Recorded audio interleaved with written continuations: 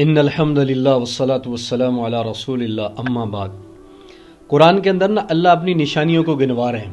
اللہ فرما رہے ہیں کہ میری بڑی نشانی ہے میں نے آسمان کو بلند کیا، میری بڑی نشانیاں ہیں میں نے زمین کو پست کیا، میری بڑی نشانیاں ہیں میں نے ہواؤں کو مسخر کیا۔ سارے انعامات اپنی نشانیاں اللہ گنوا رہے ہیں، اور ان نشانیوں کے درمیان اور اللہ اپنی بڑی نشانی کو بھی گنوا رہے ہیں۔ اور اللہ فرما رہے ہیں وَمِنْ آیَاتِهِ أَنْ خَلَقَ لَكُم مِّنْ أَنفُسِكُمْ أَزْوَاجًا، کہ میری بڑی نشانی یہ بھی ہے کہ میں نے تم ہی سے تمہاری بیویوں کو پیدا کیا ہے۔ کیوں پیدا کیا ہے؟ لِتَسْكُنُوا إِلَيْهَا، تاکہ تم سکون حاصل کرو۔ سکون عورت ذات سے تب ہی انسان حاصل کر سکتا ہے، اس کو اپنی دوست بنا کر نہیں حاصل کر سکتے، اس کو اپنی گرل فرینڈ بنا کر آپ حاصل کریں سکون نہیں کر سکتے، اس سے آپ کوئی اور تعلق بنائیں پھر اس سے سکون حاصل کریں نہیں کر سکتے جب تک کہ آپ اس کے ساتھ نکاح نہیں کر لیتے۔ جب آپ نے اس کے ساتھ نکاح کر لیا، آپ کی وہ دوست بھی ہے، آپ کی سہیلی بھی ہے، آپ کے گھر والی بھی ہے، آپ کی وہ بیگم بھی ہے، پھر آپ اس سے سکون حاصل کر سکتے ہیں، اطمینان حاصل کر سکتے ہیں۔ وہ آپ کے لیے اللہ قرآن میں کہہ رہے ہیں کہ سکون کی جگہ۔ اور پھر فرمایا وَجَعَلَ بَيْنَكُمْ مَوَدَّةً وَرَحْمَةً، اور پھر ہم نے بنایا تمہارے درمیان میں مودت اور رحمت کو۔ مودت کہتے ہیں کہ نکاح جو ہے انسان ایک دوسرے کی جنسی خواہش کو پورا کرنے کا بھی ذریعہ بنتا ہے، کہ انسان کی دوسرے انسان سے جو ہے جنسی تسکین حاصل ہو جاتی ہے۔ تو یہ تو جوانی کے ساتھ ہے، جیسے جیسے انسان پھر بوڑھا ہوتا ہے جنسی تسکین بھی پھر کم ہوتی چلی جاتی ہے۔ تو پھر فرمایا کہ جب بوڑھا ہو جاتا ہے اب جنسی تسکین ساتھ نہیں دے رہی، اب جنسی تسکین پوری نہیں کر سکتا، ورحمہ فرما دیا کہ اب میاں بیوی کے دلوں کے درمیان میں ہم نے محبت اور رحمت کو بھی ڈال دیا ہے، تاکہ ایک دوسرے کو دیکھ کر بھی خوش ہوتے رہیں۔ تو میاں بیوی کا ایسا رشتہ اس کائنات کو بنانے سے پہلے جو اللہ نے رشتہ قائم کیا ہے وہ میاں اور بیوی کا رشتہ ہے، اور اس کو قائم کیا۔ اور پھر آپ علیہ الصلوۃ والسلام سرور کائنات امام الانبیاء 11 شادیاں کی ہیں، اور آپ علیہ الصلوۃ والسلام نے شادیاں کر کے امت کو بتایا ہے کہ شادی کیسے کرنی۔ نوجوان طبقے کو فرمایا ہے کہ اگر طاقت رکھتے ہو تو کیا کرو، شادی کرو، نکاح کو عام کرو۔ اور پھر قرآن میں اللہ نے فرمایا وَخَلَقْنَاكُمْ أَزْوَاجًا، ہم نے تمہیں جوڑا جوڑا پیدا کیا ہے۔ تو اولاد اگر بالغ ہو جائے تو ان کا نکاح کر دینا چاہیے، نفقے پر اگر قادر ہیں یا والدین اس کی ذمہ داری اٹھائیں، نکاح کر دینا چاہیے۔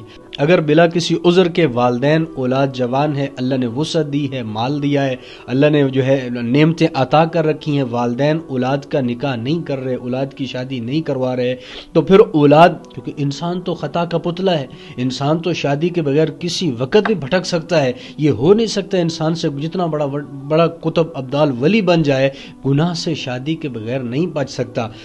تو انسان جب کھا رہا ہے تو اس کے اندر جو جنسی تسکین ہے، اس کے اندر کو جو جنسی مادہ ہے وہ بھر رہا ہے، اب اس کو وہ پورا کرے گا۔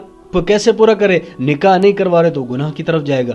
اب جو بچہ یا بچی گناہ کر رہے ہیں بالغ ہونے کے بعد، والدین وسعت کے باوجود نکاح نہیں کروا رہے، تو ان اولاد کا گناہ بھی والدین کے کھاتے میں مفت میں جا رہا ہے۔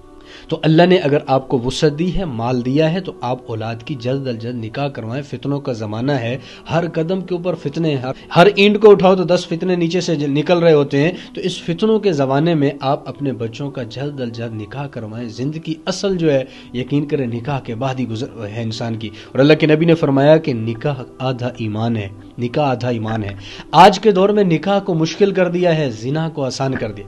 حدیث پاک میں آتا ہے اللہ کے نبی نے فرمایا کہ بچہ جب پیدا ہو اس کا نام اچھا رکھا جائے، پھر جب بالغ ہو جائے تو اس کا جلد از جلد نکاح کروا دیا جائے، اس کی شادی کروا دی جائے۔ دور حاضر کے اندر نکاح کو جو ہے وہ مشکل بنا دیا ہے، زنا کو آسان کر دیا ہے۔ نکاح کیسے مشکل ہے؟ آج جی اتنے لاکھ ہوں گے تو ہماری مہندی سجے گی، اتنے لاکھ ہوں گے تو ڈولی اٹھے گی، اتنے لاکھ ہوں گے تو دولہے صاحب کا سہرا سر پر سجے گا، اتنے لاکھ ہوں گے تو شادی ہوگی، وگرنہ شادی نہیں ہو سکتی۔ پھر کیا ہے کہ کماتے بچے کا اس نوجوان کو جو سر میں سفیدی شروع ہو جاتی ہے۔ تو اس لیے رسومات کو ختم کریں، شادی سے آپ بدعات کو ختم کر دیں، شادی سادگی کے ساتھ ہو۔ سادگی کیسی ہو؟ اللہ کے نبی نے 11 شادیاں کر کے اسلام امت کے لیے رول ماڈل ہیں، نمونہ ہے۔ اللہ قرآن میں فرما رہے ہیں لَقَدْ كَانَ لَكُمْ فِي رَسُولِ اللَّهِ أُسْوَةٌ حَسَنَةٌ، کہ تمہارے لیے اللہ کے نبی کی زندگی بہترین رول ماڈل ہے، نمونہ ہے۔ تو کس چیز کے لیے نمونہ ہے؟ ہر زندگی کے پہلو کے اندر اگر شادی کے اندر آپ علیہ الصلوۃ والسلام کی سنت کو لے کر آیا جائے، کتنی یقین کرو نوجوان بیٹھے ان کی شادیاں ہو جائیں، کتنی نوجوان بہنیں ہماری بیٹھی ہوئی ہیں انتظار میں، ان کے ہاتھ پیلے ہو جائیں۔ تو آج مشکل اسی وجہ سے ہو گیا ہے کہ ایک امیج بنا لیا اپنا، شرائط رکھ لی ہیں، یہ شرائط ہوں گی تو میں شادی کروں گا، یہ شرائط ہوں گی تو میں شادی کروں گی، تو ان شرائط کو ختم کریں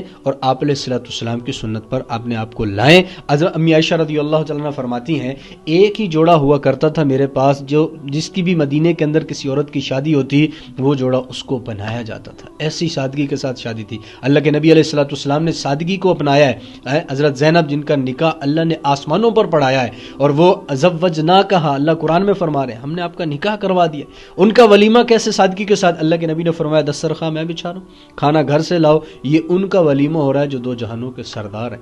تو ہم اپنی شادی کے اندر شرائط کو ختم کریں، رسومات کو ختم کریں، بدعات کو چھوڑ دیں، نکاح مسجد کے اندر ہو سادگی کے ساتھ، چند دو چار گھر آپ بلائیں، اگر آپ کو اللہ نے وسعت نہیں دی دو چار گھر بلا کے دوسرے دن سنت کے مطابق ولیمہ کریں، یہ شادی ہوگی۔ میرے ایک دوست بتا رہے تھے مجھے، اس وقت وہ کہنے لگے میں نے شادی کے اوپر صرف 70,000 روپے خرچ کیا، 70,000 روپے میں شادی ہو گئی، اور اللہ کے نبی کا فرمان ہے، حق ہے، سچ ہے کہ سب سے برکت والا نکاح وہ ہے جس کے اندر خرچہ کم ہوتا ہے۔ آج رسومات قائم کرتے ہیں، رسومات کے پیچھے بھاگتے ہیں، دامن مصطفیٰ کو چھوڑ دیتے ہیں، اب بدعات کو لے کر آتے ہیں، ڈھول ڈمکے اور جو جی چاہتا ہے شادی کے موقع پر کرتے ہیں، بعد میں رونا رو رہے ہوتے ہیں جی ہماری گھر کے اندر خوشی نہیں ہے، ہمارے گھر کے اندر یہ پریشانی وہ پریشانی ہے۔ تو آپ جو ہے حضور علیہ الصلوۃ والسلام کے طریقوں کو لائیں گے تو اللہ آپ کی زندگی کی جو ہے وہ برکتوں سے رحمتوں سے بھر دے گا، پھر نکاح آسان ہوگا، زنا کا دروازہ بند ہو جائے گا۔ آج نکاح مشکل کیا ہوا ہے رسومات کے ذریعے اپنی شرائط کو سامنے رکھ کر،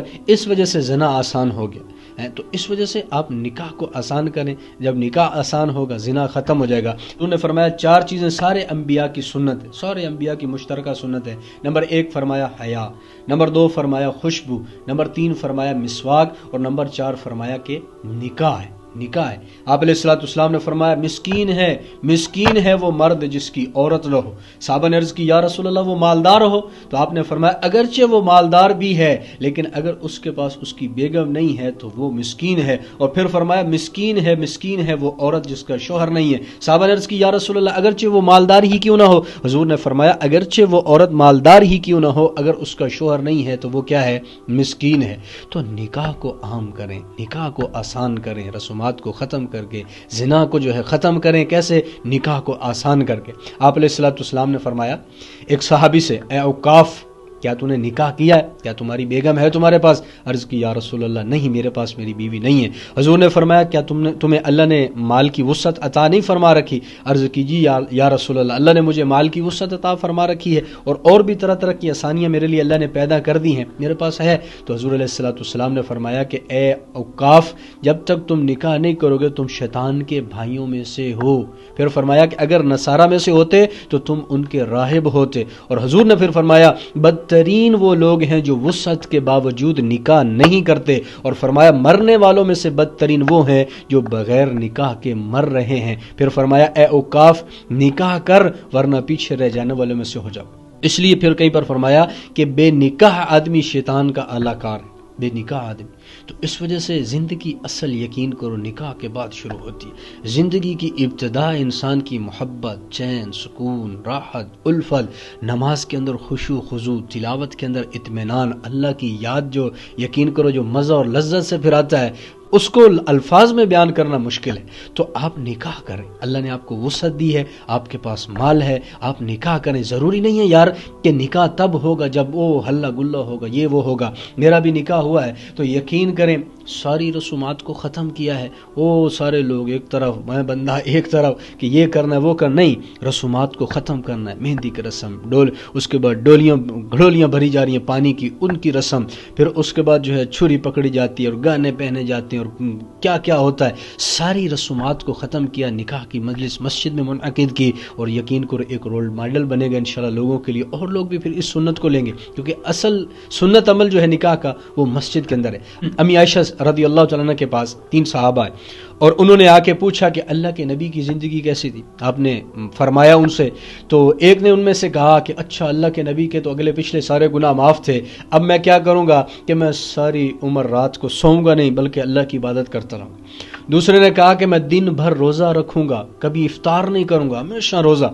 تیسرے نے کہا کہ میں عورتوں سے کنارہ کشی کرتا ہوں، میں کبھی شادی نہیں کروں گا۔ آپ علیہ الصلوۃ والسلام تشریف لائے، حضور آئے، آپ ان کو مبارکباد دیتے کہ بڑا اچھا کام ہے، رات کو ایک جناب جی نفل پڑے گا ہمیشہ اور دوسرا دن کا روزہ رکھے گا۔ تیسرے نے عورتوں سے کنارہ کشی کر لی، آپ خوش ہوتے، آپ ان کو داد دیتے، بلکہ حضور علیہ الصلوۃ والسلام نے جو ہے ناراضگی کا اظہار فرمایا اور فرمایا کہ کیا تم مجھ سے زیادہ اللہ سے ڈرنے والے ہو؟ میں اللہ سے ڈرتا ہوں، میں نفل بھی پڑھتا ہوں، آرام بھی کرتا ہوں، میں روزہ بھی رکھتا ہوں، افطار بھی کرتا ہوں، یعنی چھوڑتا بھی ہوں، اور میں نے عورتوں سے نکاح بھی کر رکھا ہے، یہ میری سنت ہے۔ فمن رغب عن سنتی فلیس منی، جس نے میری سنت سے اعراض کیا اس کا اور میرا کوئی تعلق نہیں ہے۔ تو اللہ نے آپ کو جو ہے دی ہے، وسعت دی ہے، تو آپ جلد از جلد نکاح کریں، اولاد کو اس نیک رشتے کے اندر باندھیں۔ اللہ یہ نہیں سوچنا چاہیے کہ یار ابھی تو ہم اتنا پیسہ کمائیں گے، اتنا جناب جی گھر بنائیں گے، یہ ہوگا وہ ہوگا۔